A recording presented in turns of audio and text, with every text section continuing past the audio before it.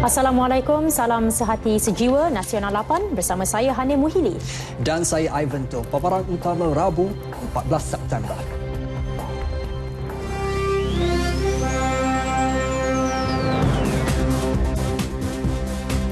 Penstrukturan Air Kelantan dimuktamar. Pemenang pingat Paralimpik bakal terima insentif khas.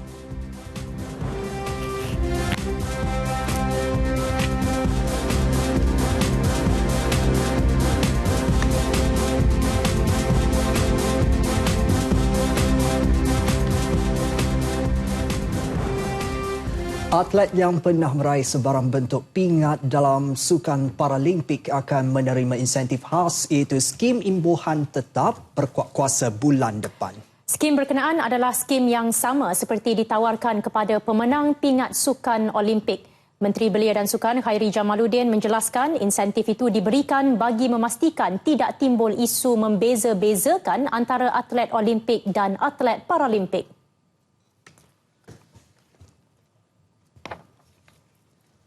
Incentives that we are also making equal now is what is called the Scheme Imbuhan Tetap Olympic Paralympic. This is what is referred to as pension. So now that we have equalized the winning incentives, I've asked for the pensions to be equalized as well. Atlet Paralimpik yang pernah memenangi pingat emas akan mendapat pencen RM5,000, RM3,000 bagi pingat perak dan RM2,000 untuk gangsa setiap bulan.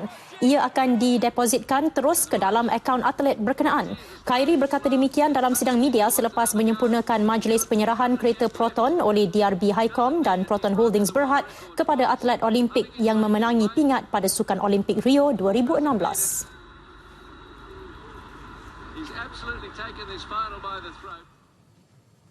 Kejayaan 3 atlet Paralimpik negara merangkuk emas Sukan Paralimpik Rio bukti negara mampu menghasilkan atlet bertaraf dunia. Justru kesediaan kerajaan memberikan insentif yang sama kepada atlet Paralimpik adalah keputusan terbaik. Demikian pandangan bekas jagoh lompat jauh dan lompat kijang negara Muhammad Zakri Sadri yang turut menganggap insentif tersebut sebagai mengiktiraf usaha dan keringat atlet Paralimpik. Ganjaran wang tunai RM1 juta, pencen RM5,000 sebulan dan hadiah skim kemenangan yang lain amat dialu-alukan. Ini adalah satu yang terbaiklah, usaha yang terbaik dan saya harapkan ia perlu diteruskan dan dikekalkan. Semoga ianya memberi inspirasi kepada atlet-atlet, tak kira atlet Paralimpik ataupun atlet normal. Atlet Paralimpik turut menjalani rutin latihan intensif yang sama dengan atlet Olimpik negara meski menyertai kategori berbeza. Mengulas mengenai allowance sara hidup yang diterima ketiga-tiga pemenang tersebut, Muhammad Zaki berkata ia boleh dimanfaatkan mereka selepas bersara daripada arena sukan. Penambahan prasarana Sukan Paralimpik di setiap negeri oleh Kementerian Belia dan Sukan dan Majlis Sukan Negara juga perlu diteruskan bagi melahirkan lebih ramai jagoh Paralimpik negara. Muhammad Zaki juga mahu beberapa insentif khas untuk jurulatih Paralimpik dinilai kembali oleh pihak berwajib. Semua yang terlibat saya rasa dalam menjayakan ataupun melahirkan jago-jago ni patut diberi penghargaan lah. Muhammad Zaki yang juga jurulatih lompat jauh Negeri Terengganu dan Kebangsaan ditemui pada Majlis Korban Perdana Anjuran Petronas Wilayah Pantai Timur di Kemaman.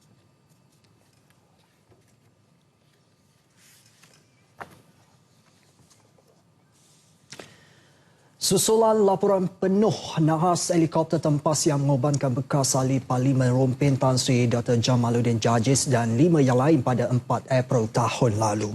Sudah tiba masanya pihak berwajib memperketat pemilihan dan pemberian lesen kepada bakal juruterbang yang akan melakukan penerbangan di Malaysia. Geostrategis Universiti Teknologi Malaysia Azmi Hassan berkata kejadian helikopter terhempas yang berlaku di Semenyih itu dapat dielak sekiranya kecuaian juruterbang tidak berlaku. Laporan dikeluarkan Biro Siasatan Kemalangan Udara AAIB 2 hari lalu menjelaskan juruterbang helikopter berkenaan dipercayai tidak menjalankan pemeriksaan terhadap helikopter selepas melakukan pendaratan kasar meskipun mengetahui berlaku kebocoran minyak dan beberapa kerosakan lain. Malah juruterbang memutuskan untuk meneruskan penerbangan ke lapangan terbang Sultan Abdul Aziz Shah Subang.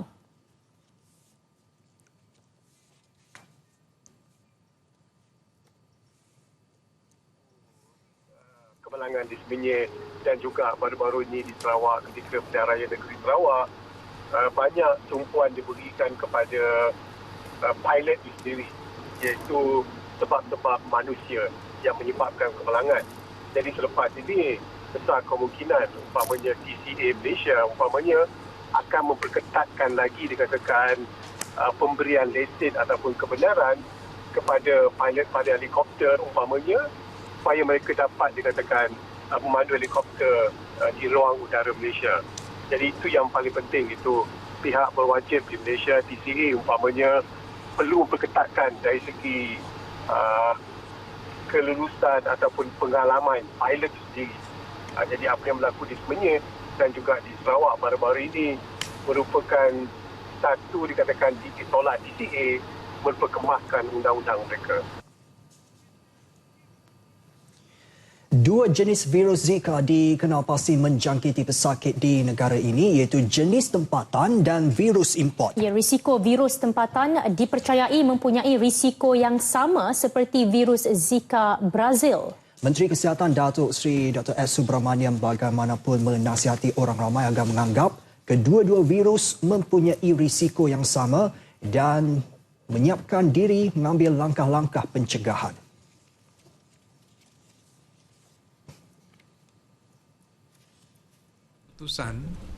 Satu ialah daripada kes pertama, iaitu di Taman Botanik, yang menunjukkan kes itu mungkin import daripada Singapura, dan virus itu ialah sama dengan apa yang dipanggilkan virus French Polynesian type of virus, iaitu daripada luar, bukan daripada sini. Tetapi kes nombor 2 yang telah dikenal pasti di Sabah, di Likas. Virus itu ialah mungkin virus yang bersama dengan Zika yang telah dikesan di dalam negara kita pada masa yang dahulu. Pada sidang medianya di Putrajaya, beliau menambah kesemua kes yang dijangkiti Zika sudah dimasukkan ke hospital untuk pemantauan rapi. Dua kes terakhir membabitkan adik-beradik dikesan di Miri, Sarawak dan setapak Kuala Lumpur yang melibatkan seorang wanita hamil. Ini menjadikan jumlah keseluruhan dilaporkan sebanyak 6 kes. Aktiviti pencegahan dan kawalan vektor dijalankan di lebih 3,500 premis kediaman dengan melakukan aktiviti lava seeding dan semburan. Rakyat Malaysia juga terutama wanita hamil diminta menangguhkan lawatan ke luar negara khususnya Singapura bagi mengurangkan risiko penularan virus ini. Perjanjian Persekutuan Semula Industri Perkhidmatan Bekalan Air Negeri Kelantan akhirnya dimuktamadkan. Majlis menandatangani perjanjian itu berlangsung di Putrajaya hari ini, disaksikan Perdana Menteri Datuk Seri Najib Tun Razak dan Menteri Besar Kelantan Datuk Ahmad Yaakob. Menerusi perjanjian persekutuan itu, pengurusan bekalan dan industri air diletak di bawah bidang kuasa kerajaan negeri manakala kerajaan persekutuan bertindak sebagai pengawal. Perjanjian berkenaan ditandatangani Ketua Setiausaha Kementerian Tenaga, Teknologi Hijau dan Air KETA Datuk Seri Dr. Zaini Ujang. Ketua Pegawai Korporat Pengurusan Aset Air Berhad PAAB Abdul Hadi Ali, Timbalan Setiausaha Kerajaan Pembangunan Negeri Kelantan Datuk Dr. Tengku Muhammad Fazli Harudin Tengku Faisal dan Kerusi Lembaga Pengarah AKSP Datuk Hanifah Ahmad. Turut hadir menyaksikannya Timbalan Perdana Menteri Datuk Seri Dr. Ahmad Zahid Hamidi dan Menteri Perdagangan Terbangsa dan Industri Datuk Seri Mustafa Mohamad. Dalam kenyataan bersama, Datuk Ahmad Yaakob dan Menteri Tenaga, Teknologi Hijau dan Air Datuk Seri Dr. Maximus Ongkili juga menjelaskan kerajaan persekutuan akan bertindak sebagai pengawal seperti diperuntukkan di bawah Akta Industri Perkhidmatan Air 2016 Akta 655. Lebih 100 unit rumah dipercayai terlibat dengan kejadian ribut disertai hujan batu yang berlaku di sekitar Sungai Udang, Melaka awal pagi tadi. Kejadian sekitar pukul 3.30 pagi itu membabitkan penduduk di beberapa buah kampung dan taman perumahan di kawasan berkenaan. Bagaimanapun, tiada kemalangan jiwa dilaporkan. Rakaman amatur melalui telefon bimbit menunjukkan kejadian ribut yang berlaku mengakibatkan kerosakan teruk terhadap beberapa buah kediaman, termasuk bumbung diterbangkan angin sejauh beberapa meter. Pokok tumbang dan tiang elektrik patah mengakibatkan bekalan elektrik di beberapa kawasan juga terputus. Penduduk memberitahu fenomena hujan batu yang berlaku kira-kira 30 minit itu disusuli angin kencang dan ribut banyak mengakibatkan kerosakan harta benda. Masih terkejut dengan apa yang berlaku, penduduk yang ditemui menyifatkannya sebagai insiden terburuk pernah melanda Sungai Udang. Ini berlaku dalam pukul 3.30 pagi, lebih kurang 3.30 pagi. Angin kuat, lepas tu tempias pun masuk semua dalam rumah. Tiba-tiba tak perasan, tiba-tiba bunyi kuat, terus bumbung belakang rumah ni jatuh terus semua. Lepas tu buat semakan, garaj pun tak ada. Dalam keadaan hujan tu kita orang keluar lah kan. Tapi anak-anak okey, semua sihat lah, itu yang pastikan dulu. Semua selamat. Keadaan masa tu macam mana? Hujan lebat? Hujan lebat, hujan batu. Hujan batu. Nampak anak-anak selamatkan barang yang penting. Dia rasa apa sakit ni, buat rasa sakit. Dia pegang, rupanya hujan tu hujan batu. Mula-mula masa nak berlaku tu, hujan air batu dulu yang turun. Anak saya yang istimewa tu dia kutip dapat 1 baldi, Menteri. Itu aja yang saya tahulah. Sebab apa masa benda ni berlaku, saya dalam keadaan sejuk badan saya. Saya perhatilah anak-anak saya buat kerja apa semua.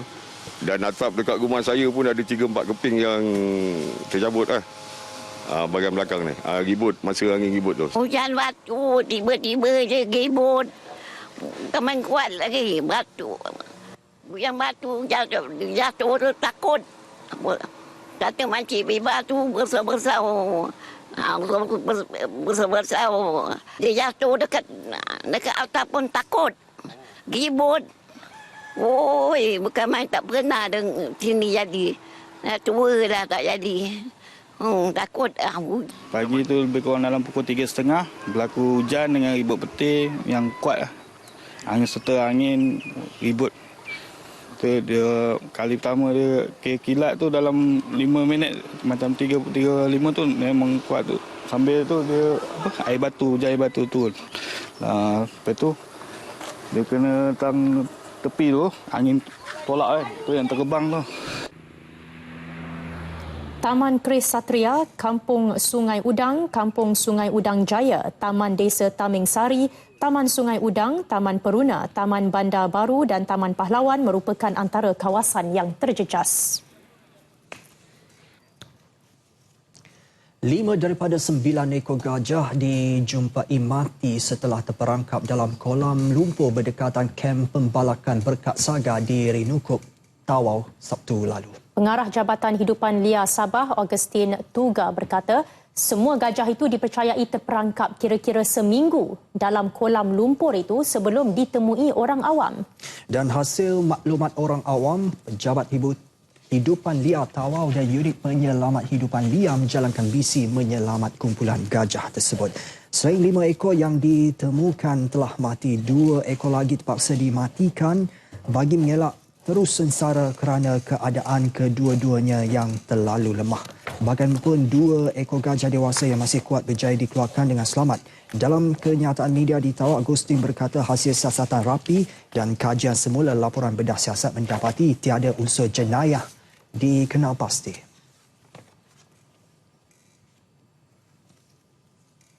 Polis Kelantan mengesahkan menerima laporan berhubung kematian seorang tahanan dari penjara Pengkalan Cepa selepas menjalani pembedahan membuang usus yang pecah. Ketua Polis Daerah Kota Baru, Asisten Komisioner Baharom Abu berkata, pihaknya kini masih menunggu laporan bedah siasat. Azri Muhammad, 27 tahun, koma dan meninggal dunia di unit rawatan rapi Hospital Raja Perempuan Zainab II, Kota Baru pada pukul 7.45 pagi tadi.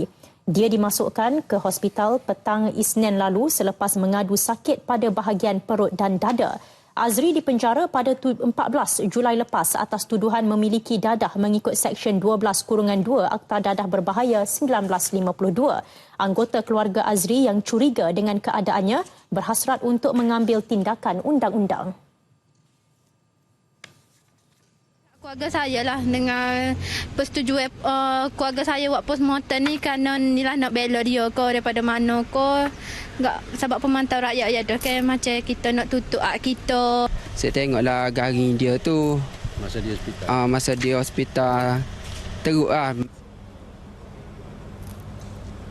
Dan lagi mengenai perjanjian persektoran semula industri perkhidmatan bekalan air negeri Kelantan. Menerusi perjanjian itu juga, AKSB akan memberi tumpuan kepada aspek operasi dan penyelenggaraan sistem bekalan air supaya lebih efisien serta efektif bagi menjamin bekalan air yang mencukupi, berkualiti dan berterusan kepada rakyat Kelantan. Manakala PAAB yang mewakili kerajaan pusat akan mengambil alih pinjaman kerajaan negeri berkaitan bekalan air dan memberi pembiayaan modal kepada AKSB bagi menaik taraf serta memperbaharui aset berkaitan bekalan air sedia ada dan membina infrastruktur air baharu. Inisiatif ini bagi membantu AKSB daripada segi keuangan untuk mewujudkan industri perkhidmatan air yang lebih mapan di negeri itu. Dalam sidang media kemudiannya, Datuk Seri Dr. Maximus menjelaskan proses memuktamadkan penstrukturan semula itu dilaksana berdasarkan kepentingan rakyat. Penstrukturan dan pencapaian-pencapaian yang dimuktamadkan telah dilaksanakan berasas kepada prinsip above politics, beyond politics. Dan keutamaan yang telah diberi dalam semua proses pencapaian memuktamadkan penstrukturan ini adalah kepentingan dan keperluan dari hal bekalan air bagi rakyat negeri Kelantan. Datuk Ahmad Yaakob pula berterima kasih kepada Kerajaan Persekutuan serta semua pihak yang berusaha melaksanakan penstrukturan semula tersebut. Beliau menyuarakan kesediaan untuk terus bekerjasama demi kepentingan rakyat negeri Kelantan. Kualiti dan juga kuantiti sebagaimana yang telah ditetapkan oleh KPI oleh pihak SPAN. Kita akan beri perhatian semoga dapat dicapai KPI yang telah ditetapkan, terutama dalam kita memberi meningkat khidmat bekalan air kepada rakyat di Kelantan dengan lebih sempurna dan lebih baik, dan untuk menambahkan lagi dari segi kesihatan serta kualiti air. Dan saya ucap terima kasih kepada semua yang terlibat, dan kita teruskan kerjasama berterusan bagi mencapai tujuan tadi.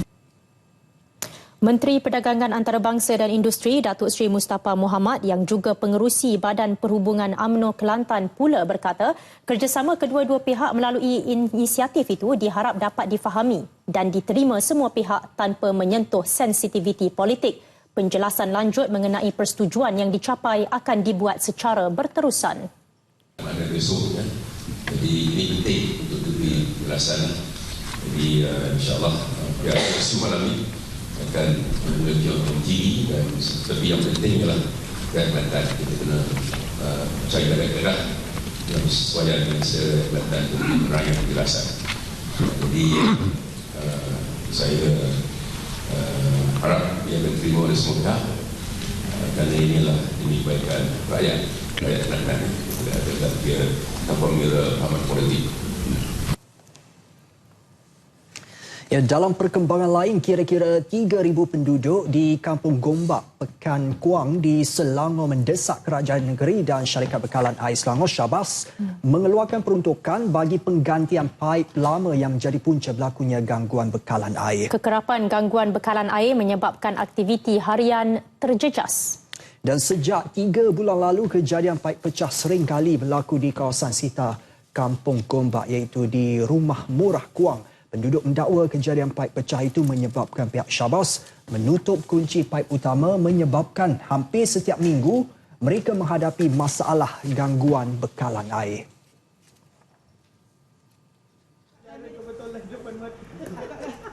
seminggu tu ada dua atau 3 kali ada yang berair. Lain pada tu tak ada. Kalau pun ada air, pagi ada, petang tak ada. Itu pun dalam keadaan yang halus. Jadi itu permasalahan lah kami di penduduk Kampung Gombak ni.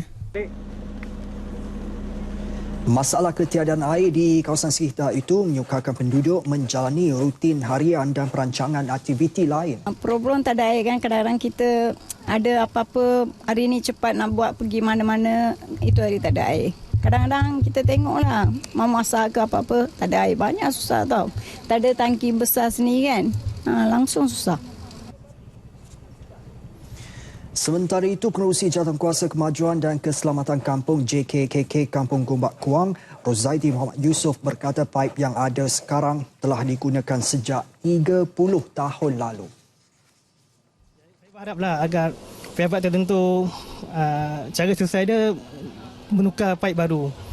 Kalau boleh segerakanlah benda ni. Saya tahu benda ni akan tukar tapi mungkin masih agak lama.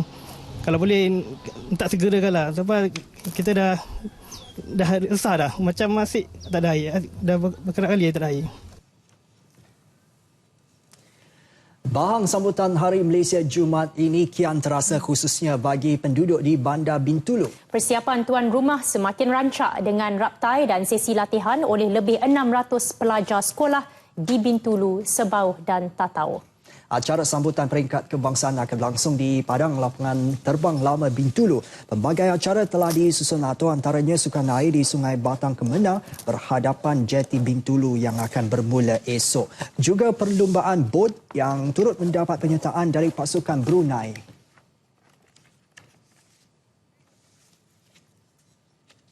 Tengok Sarawak tu the center, easy accessibility orang dari Kuching, Arimiri pun dapat datang. Dekat kena to the center of Sarawak tu yang the reason why it is easier in term of accessibility. Bintulu offers that. I think that's why Bintulu has been chosen for the second time for Hari Malaysia. Acara rasmi pada malam 16 September bakal dihadiri Perdana Menteri Datuk Seri Najib Tun Razak. Sementara itu, Fiesta Hari Malaysia peringkat negeri Melaka 2016 akan berlangsung dari 15 hingga 18 September di Sungai Rambai. Fiesta selama 3 hari itu mengalu-alukan kedatangan 20,000 pengunjung tempatan. Perjuangan yang telah diasaskan oleh pejuang-pejuang terdahulu, bagaimana kemerdekaan dicapai, bagaimana kita bergabung dalam satu Malaysia. Ini semua merupakan rentetan peristiwa yang mesti diketahui oleh generasi ini.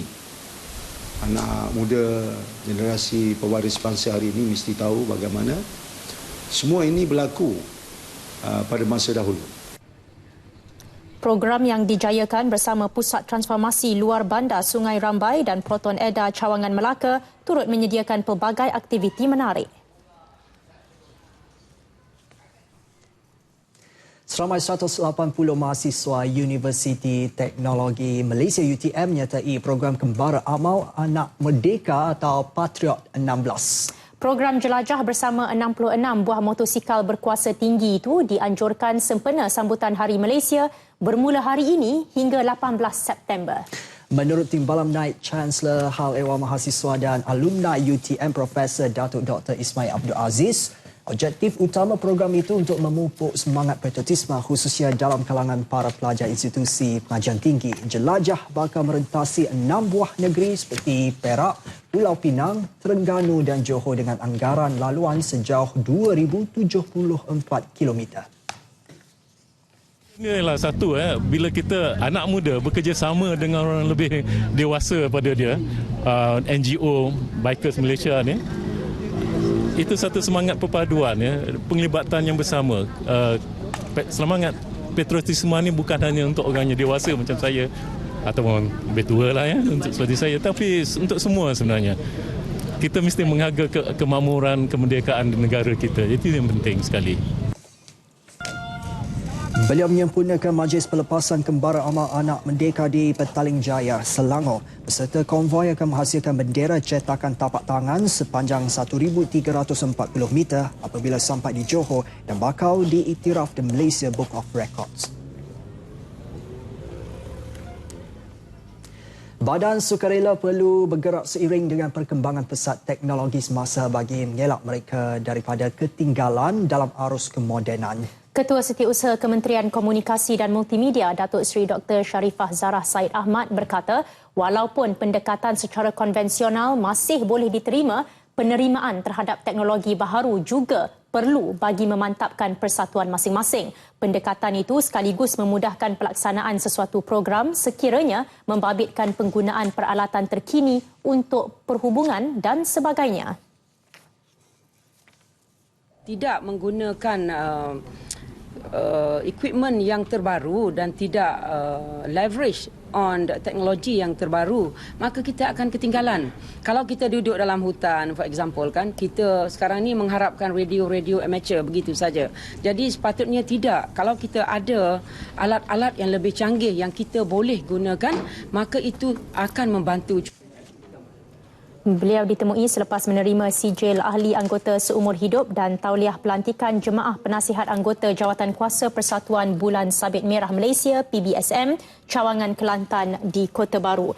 Hadir sama pengerusi PBSM Kelantan Tuan Ghazali Tuan Long. Dalam perkembangan sama, Datuk Seri Dr. Sharifah Zarah menyeru agar Badan Sukarela dapat menerapkan konsep strategi Lautan Biru Kebangsaan NBOS dan berkolaborasi dengan pihak ketiga agar setiap aktiviti yang dijalankan memberi impak tinggi. Kuala Lumpur tersenarai sebagai antara 19 bandar paling kaya di dunia dengan mempunyai ekonomi yang kukuh dalam kajian oleh akhbar The Independent United Kingdom. Bandar lain yang turut tersenarai termasuk Seoul, Copenhagen, Amsterdam, Abu Dhabi, San Francisco, London dan Singapura. Kajian bertajuk Indeks Bandar Mampan 2016 berkenaan menyebut Kuala Lumpur sebagai sebuah bandar Asia yang merupakan hub utama dunia bagi keuangan Islam dan salah satu ekonomi paling pesat berkembang di dunia. Kajian itu pada dasarnya mengkaji prestasi bandar daripada perspektif perniagaan, menggabungkan langkah-langkah yang memberi petunjuk meluas mengenai tahap kesihatan ekonomi. Antaranya infrastruktur pengangkutan, kemudahan menjalankan perniagaan, pelancongan dan keluaran dalam negara kasar KDNK per kapita, selain kepentingan bandar dalam rangkaian ekonomi global, kesaling hubungan akses mudah alih dan jalur lebar serta kadar pekerjaan. Pemaju perumahan tidak mempunyai keupayaan keuangan untuk menyediakan pinjaman penuh kepada pembeli seperti yang ditawarkan institusi keuangan. Justru menurut Presiden Persatuan Pemaju Hartanah dan Perumahan Malaysia REHDA, Datuk Seri FD Iskandar, cadangan agar pemaju perumahan diberi lesen pinjaman wang hanya bermatlamat sebagai pinjaman tambahan kepada pembeli rumah. This money lending thing is not a new thing. It's been there for a long time, okay? And some developers have already practiced. But then again, it's a bridger, not 100%, okay? It's a bridger. Like I said just now, the main problem or the main issue that the purchasers are facing is when they get the margin of financing of 75 to 80%. That's the average. Beliau bercakap pada sidang media kaji selidik industri hartanah separuh pertama 2016. Jelasnya, kemudahan pinjaman tambahan itu sepatutnya disediakan kepada rumah berharga sehingga RM500,000 sahaja. Ini memandangkan pembeli rumah dalam lingkungan berkenaan adalah yang paling memerlukan dana ketika tempoh rumah disiapkan. Dalam pada itu, penganalisis ekonomi berpendapat mekanisme memberi pinjaman tambahan kepada pembeli yang tidak layak bukan penyelesaian terbaik dalam menyelesaikan isu pembiayaan perumahan. Tindakan itu dilihat kurang adil kepada golongan berpendapatan rendah. Tumpuan sebaliknya perlu diberikan untuk mencari kaedah terbaik bagi memastikan pembeli diberi akses pinjaman pada kadar yang adil. Kalau bank kata mereka tidak mampu bayar sukar, macam mana kita boleh cakap, kita boleh ingat mereka mampu bayar, terutama dengan interest rate yang tinggi? Ini tidak masuk akal. Kalau konsep dia simple, kalau 5% pun saya tidak mampu bayar, macam mana saya nak bayar 12%? Itu nombor satu. Nombor dua, kenapa ni untuk orang-orang yang berpendapatan rendah untuk beli rumah yang bukan harga bukan juta-juta. Kalau saya contohnya orang yang berpendapatan tinggi, saya beli rumah saya bayar 5% lah. Bank loan lebih kurang. Kalau saya miskin saya bayar 12%, itu tidak adil. Sepatutnya orang miskin bayar lebih rendah interest rate, bukan bayar lebih. Beliau juga berpendapat negara bakal berdepan risiko krisis subprima seperti di negara-negara maju jika langkah itu diteruskan. Kalau kita teruskan dengan cadangan ini, kita boleh agak apa kesan dia. Kita tengok di negara-negara maju yang memberi kemudahan pinjaman kepada orang yang tidak mampu membayar. Di Amerika contohnya subprime crisis, orang yang tak mampu dapat pinjaman beli rumah harga naik. Tapi bila ekonomi tidak menentu, ekonomi berkurangan, interest rate naik sikit saja, interest rate naik sikit saja, saya dah tak boleh bayar. Jadi impak dia bukan hanya kepada pemaju perumahan tapi kepada semua. Jelasnya apa yang penting kini adalah memberi tumpuan untuk menyediakan lebih banyak rumah mampu milik seperti projek perumahan rakyat 1 Malaysia. Tan Sri Hamad Kamal PRJ Uthman akan bersara sebagai Presiden dan Ketua Pegawai Eksekutif Kumpulan Permodalan Nasional Berhad PNB akhir bulan ini. Datuk Abdul Rahman Ahmad, bekas Ketua Pegawai Eksekutif Ekuiti Nasional Berhad Equinas, akan mengambil alih jawatan itu berkuat kuasa 1 Oktober ini. Pengerusi PNB Tan Sri Abdul Wahid Omar dalam satu kenyataan berkata Tan Sri Hamad telah berkhidmat dengan kumpulan itu untuk tempoh 37 tahun. Sepanjang menerajui PNB, aset di bawah pengurusan syarikat meningkat sebanyak 6 kali ganda daripada 38.7 bilion ringgit pada Disember 1997 kepada lebih 260 bilion ringgit kini. Unit dalam edaran PNB turut meningkat 6 kali ganda daripada 30.7 bilion unit kepada lebih 208 bilion unit.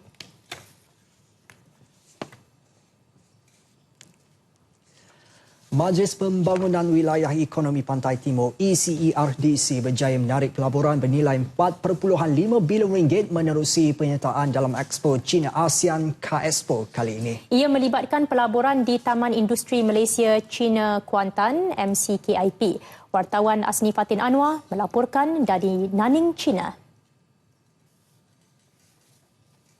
Ketua Pegawai Eksekutif ECERDC, Datuk Seri Jebasinggem Isaac John berkata, pihaknya masih meneliti cadangan pelaburan daripada syarikat yang berminat untuk melabur dan membina kilang di MCKIP yang dijangka bermula tahun depan. Dari segi renewable energy dan juga chemicals dan sebagainya untuk melabur di MCKIP Kuantan. Ini merupakan bahawa pelabur-pelabur dari negara China sangat berminat untuk melabur di Malaysia dan khususnya di Kuantan. Dia akan menjadi gateway kepada ASEAN dan juga kawasan Asia Pasifik. Beliau berkata demikian selepas menyaksikan majlis tandatangan perjanjian persefahaman melibatkan 3 syarikat di bawah ECER. Antaranya syarikat Softa Marketing yang akan mengeksport produk makanan halal berasaskan ikan bernilai lebih 5 juta ringgit ke China untuk tempoh 3 tahun akan datang.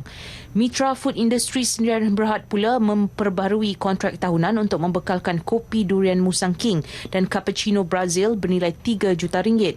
Jelas Datuk Seri Jebasinggem, tahun ini 20 usahawan berjaya mencatatkan jualan langsung berjumlah RM150,000 dengan potensi ekspor bernilai 16 juta ringgit.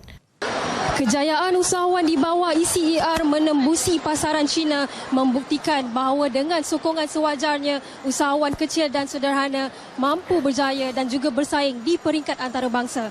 Kejayaan ini juga membuktikan penerimaan pengimport dan juga pengguna di China terhadap produk halal tempatan yang semakin mengukuh. Asni Fatin Anwar bersama juru kamera Barin Matsa dari Nanning, China untuk Berita RTM. Sebuah kilang pemasangan motosikal elektrik akan dibina di Gambang Pahang dengan nilai pelaburan berjumlah 200 juta ringgit. Pembangunan kilang itu merupakan hasil kerjasama antara Tianneng Group, syarikat berpangkalan di China dan 2 syarikat tempatan iaitu Malaysia Fortune A Global Sdn Berhad serta Tri Movement Sdn Berhad. Kerjasama strategik antara ketiga-tiga syarikat itu telah dimeterai pada K-Expo ke-13 di Nanning, China. Ingin menjadikan Malaysia sebagai gateway untuk memasuki pasaran ASEAN. China melihat Malaysia sebagai destinasi yang baik untuk mereka melabur dan juga mengeluarkan barangan dan perkhidmatan. Tetapi kita kena lihat juga dari aspek di mana usaha sama ini akan mewujudkan peluang pekerjaan di kawasan yang mereka akan membuka kilang. Kewujudan kilang itu akan menggalakkan penggunaan teknologi motosikal atau skuter elektrik yang mesra alam sekaligus mengurangkan pencemaran. Manfaat kerjasama itu juga akan turut dirasai Universiti Otomotif di Pahang selain memacu kepesatan wilayah ekonomi Pantai Timur.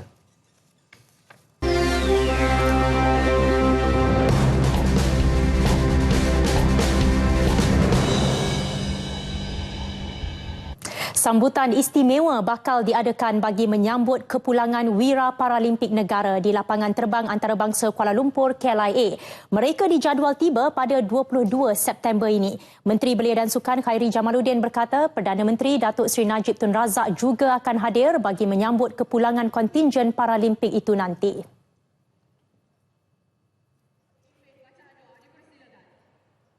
Tadi kita telah bincang di Kabinet dan Yang Amat Berhormat Perdana Menteri akan sendiri menyambut kepulangan kontingen kita pada 22 hari bulan nanti di Kompleks Bunga Raya KLIA. Dan mereka akan dibawa ke Kompleks Paralimpik Negara di Kampung Pandan. Sebelum ini, kontingen Olimpik Negara yang membawa pulang 4 pingat perak dan 1 gangsa diberi sambutan meriah oleh pelbagai lapisan masyarakat di Kompleks Bunga Raya KLIA. Selepas kejayaan 3 pingat emas, Siti Nur Iyasah Muhammad Arifin hampir menghadiahkan sebutir gangsa buat negara awal pagi tadi. Namun dia terlepas peluang itu kepada pemegang rekod dunia dari Poland. Atlet berusia 27 tahun itu beraksi dalam acara akhir 400 meter wanita T20 masalah pembelajaran. Siti Nur Iyasah seakan sudah pasti merangkul pingat gangsa. Bagaimanapun pingat itu terlepas apabila pelari Poland dan pemegang rekod dunia Barbara Niewidziel merebahkan diri di garisan penamat. Ketua Jurulatih Olahraga R. Jagannathan telah mengemukakan bantahan tetapi ditolak juri pertandingan. Keputusan acara itu terpaksa ditentukan melalui foto finish dan juri memberikan pingat gangsa kepada Niewidziel. Siti Nur Iyasah menamatkan saingan di tempat keempat dengan mencatat masa 58.55 saat sekaligus memperbaiki rekod Sukan Asia miliknya iaitu 58.96 saat yang dicatat pada peringkat saringan semalam.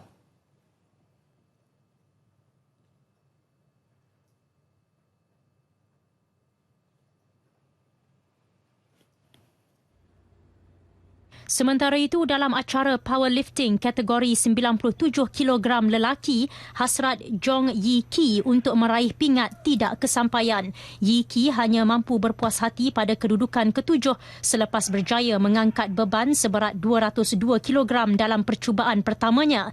Dalam percubaan kedua, Yi Ki, 27 tahun, meningkatkan jumlah berat beban kepada 210 kg namun tidak berjaya mengangkatnya dengan kemas. Dalam percubaan terakhir, Yi Ki menambah berat beban kepada 213 kg namun sekali lagi tidak berhasil.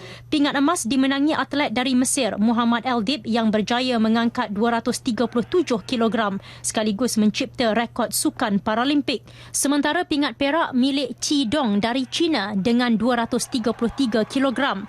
Gangsa menjadi milik Jose de Jesus Castillo dari Mexico dengan 229 kg.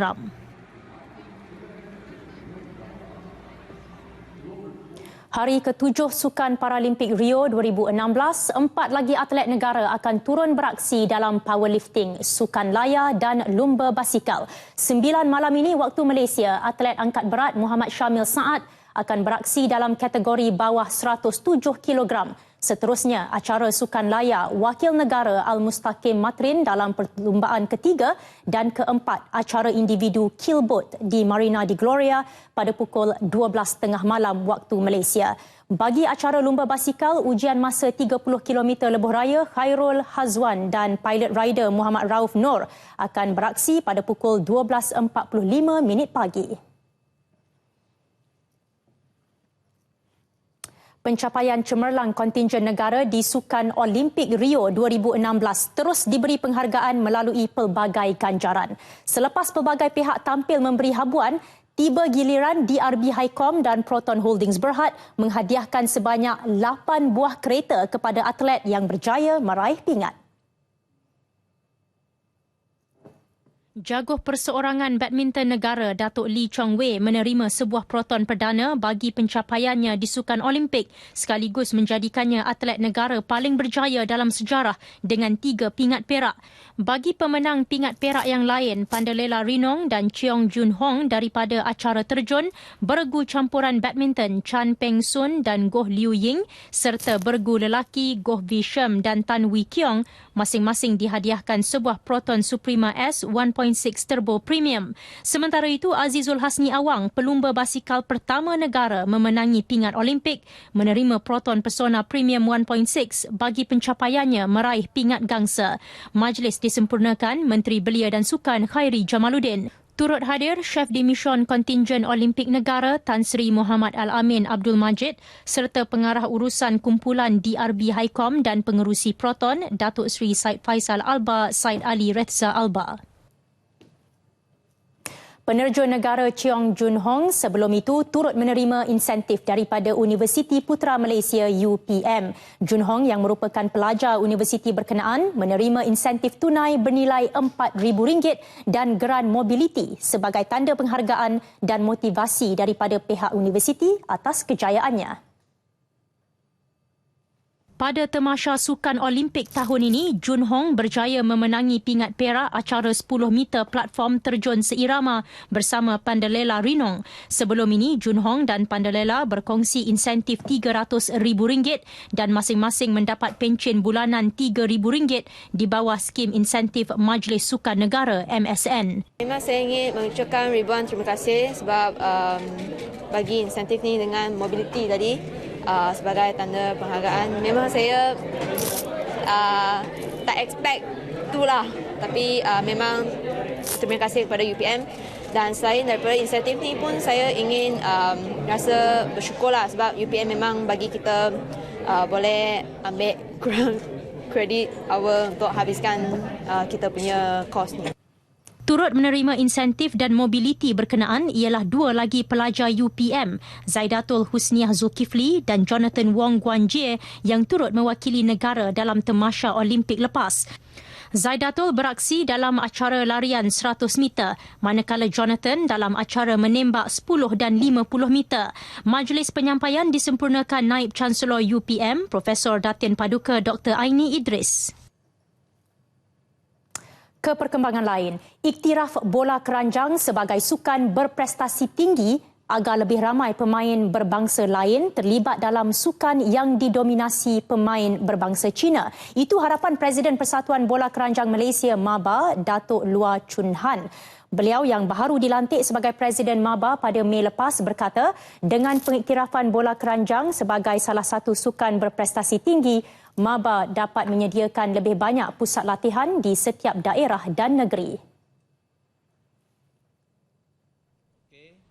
Basketball being recognized as sukan berprestasi tinggi, we are able to set up pusat latihan daerah, and then we will let basketball to penetrate in every corner of Malaysia. Then everybody will join the training at the district level.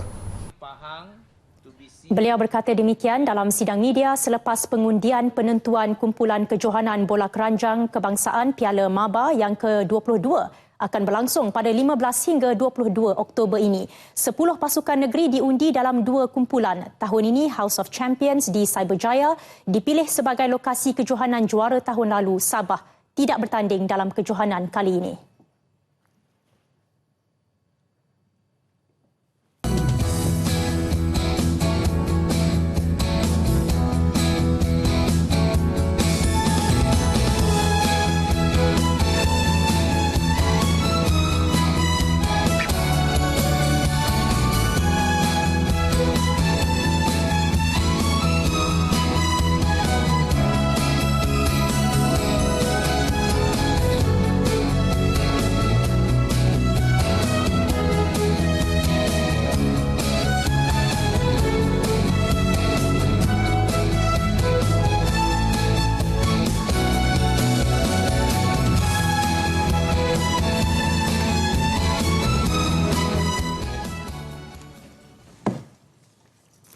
Lagi reaksi mengenai perjanjian persektoran semula industri perkhidmatan bekalan air negeri Kelantan. Di Kota Baru, Badan Bukan Kerajaan NGO menyambut baik inisiatif tersebut. Bagaimanapun, aktivis Persatuan Pengguna Islam Malaysia PPIM Kelantan, Datuk Seri Dr. Muhammad Farid Abdul Ghani, mahu Air Kelantan Sendirian Berhad AKSB distruktur semula bagi memastikan pengurusan lebih efisien. Bagaimanapun restorasi tetap berpendirian, imigrasi air tidak akan berjaya mencapai inspirasi penduduk Kelantan tanpa rombakan dan penyusunan semula pentadbiran AKSB. Bagi rakyat, perkembangan itu secara langsung dapat menyelesaikan kesukaran mereka selama ini untuk mendapatkan bekalan air bersih dan terawat. Mengharap benarlah perubahan di air Kelantan ni. Dengan masalah air sekarang ni pun air dengan air kuning, karak, paisli air karak lah orang panggil muda. Itu lah. Keadaan air di Perak 12 tu memang teruk lah. Sebabnya bila waktu maghrib tu memang susah. Air pun kecil. Kita orang nak ambil air semaya susah. Nak mandi lagi pun susah. Oh iyalah, segala-galanya susah. Limpahan rezeki ibadah korban tidak terhad dinikmati dalam negara sahaja, malah turut dikongsi dengan umat Islam di negara lain. Tidak terkecuali di Kemboja. Laporannya bersama wartawan Razi Ruslan. Sempena Hari Raya Aidiladha, Bank Rakyat hari ini telah meneruskan penganjuran program kemanusiaan Kemboja 2016 buat tahun kedua berturut-turut dengan kerjasama Surau Al-Barakah dan Akademi Imam Syafi'i. Bersesuaian dengan peranannya sebagai Bank Koperasi Islam, Bank Rakyat sentiasa membantu masyarakat di dalam dan luar negara menerusi pelbagai inisiatif tanggungjawab sosial korporat. Program 3 hari yang bermula pada 13 hingga 16 September dipenuhi dengan aktiviti seperti ibadah korban dan pengagihan daging di Kampung Pratenong, Keh, Trekoh dan penyerahan sumbangan beras kepada penduduk Kampung Nelayan di Kampot. Mereka yang mendapat faedah daripada penyembelihan korban ini ialah terdiri daripada 56 buah masjid dan surau di wilayah Kampot. Surau-surau kecil akan diagihkan mengikut ahli qaryah masing-masing. Kami sangat gembira dan sangat ucapan terima kasih sebagai wakil penduduk Kampot ini. Kami banyakkan ucapan terima kasih dan harap pihak Bank Rakyat dan Akademi Imam Syafi'i terus kerja ini untuk membantu umat Islam kita di Kampot ini. Ibadah korban di Kemboja dapat memberi peluang umat Islam di sini menikmati daging sekurang-kurangnya sekali setahun. Ia juga dilihat dapat memberi manfaat kepada kira-kira 20,000 umat Islam yang tinggal di wilayah Kampot selain merapatkan ukhuwah antara rakyat Malaysia dan Kemboja. Pada tahun ini, warga kerja Bank Rakyat menyumbang 115 ekor lembu dan 49 ekor kambing untuk ibadah korban dan akikah di Kemboja dan 15 ekor lembu lagi untuk ibadah korban di Bangladesh. Pastinya ibadah korban yang dilakukan di Kemboja ini dapat memberi 1001 makna yang cukup berharga kepada penduduk tempatan. Apa yang diharapkan inisiatif oleh Badan Korporat dan NGO ini dapat diteruskan dari semasa ke semasa dalam membantu penduduk miskin yang berada di luar negara. Razi Ruslan bersama juru kamera Syarul Nizam, Kemboja untuk Berita TV1. 7 ekor lembu dikorbankan dalam program Kembara Korban Masjid Muhammadiyah Angkasa Puri bersama masyarakat Lombok, Indonesia. Program diadakan di tapak pembinaan Masjid Nurul Mujahidin Sengkol Air dalam daerah Batu Kliang, Loteng. Dalam kembara 4 hari itu, rombongan pengurusan Masjid Muhammadi seramai 32 orang kemudiannya mengagihkan daging. Kehadiran rombongan dari Angkasa Puri disambut meriah dengan penuh kesyukuran masyarakat setempat. Program ini merupakan aktiviti tahunan yang dilakukan setiap kali Aidiladha dan ini merupakan tahun keempat dijayakan dengan kerjasama Rakyat Travels yang Berhad. 4 tahun lepas, Kemboja menjadi destinasi pertama sebelum ke Vietnam dan Aceh pada tahun berikutnya. Lebih 3 juta penduduk beragama Islam menjadikan Lombok sebuah pulau yang terkenal dengan julukan Pulau Seribu Masjid.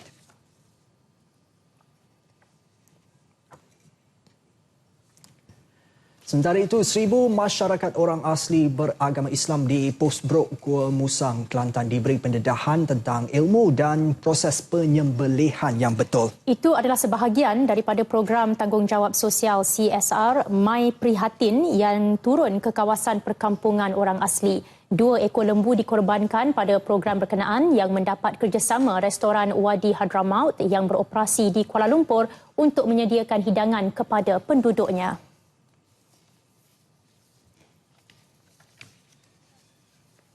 Alhamdulillah lah, sebab kita selama ni kita tak pernah ada macam ni, macam korban-korbannya. Semenjak kita dah masuk agama Islam ni, baguslah program macam ni. Kita pada masa akan datang kita nak macam ni lagi. Harapan kami kat sini lah. Jadi ini kali pertama ya? Dah ada dalam 3 kali lah untuk program macam ni. Kita potong lembu macam ni, korban kat sini lah. Majoriti penduduk di kawasan Pos Brok adalah beragama Islam dan mereka berharap program seumpamanya dapat diteruskan. Kita jalankan adalah untuk memberi pendedahan tentang ibadah korban bersama orang-orang asli. Kenapa kita pilih orang asli? Kerana pendedahan perlu lebih terhadap orang asli berbanding kita umat Islam lain di luar negara. Yang mana kita tengok sekarang ni banyak program korban yang dijalankan di luar negara. Masih ada keperluan untuk kita jalankan ibadah korban, program korban di dalam negara.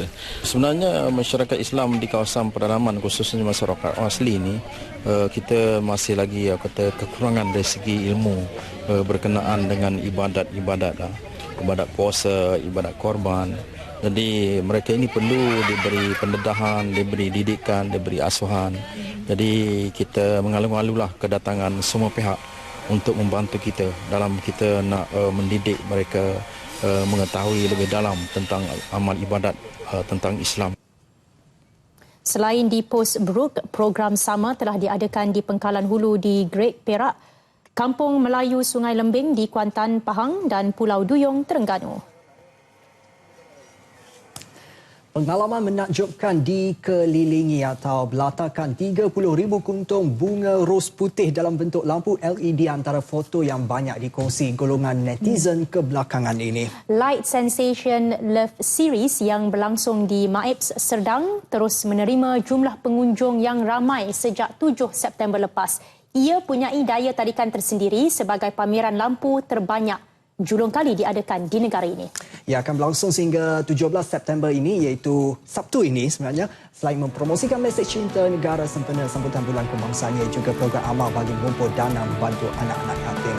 Ros putih yang membawa simbol kesucian, cinta dan harapan ini menutup paparan Nasional 8. Assalamualaikum.